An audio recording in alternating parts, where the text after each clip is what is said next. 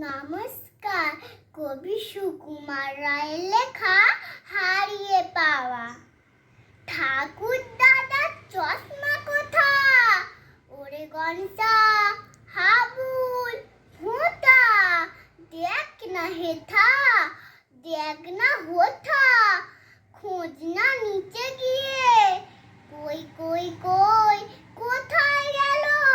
Table টানো, desk ঠেলো, ঘর সব উল্টে ফেলো, খোঁচাও লাঠি দিয়ে, খুঁজছে মিছে কুজোর পিছে, জুতোর ফাঁকে খাটের নিচে, কেউ বা জোরে পর্দা খিচে বিছানা দেখে ছেড়ে, লাফিয়ে ঘুরে হাঁপিয়ে ঘেমে ক্লান্ত সবে পড়ল থেমে।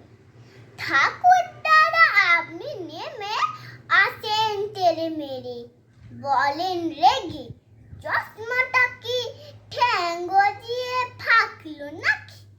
খোঁজার নামে কেবল ফাঁকি দিয়েছি আমি এসে, যেমন বলা দারুণ রসে, কপাল থেকে অমনি খসে, চশমা পরে তক্তা পসে, সবাই হেসে।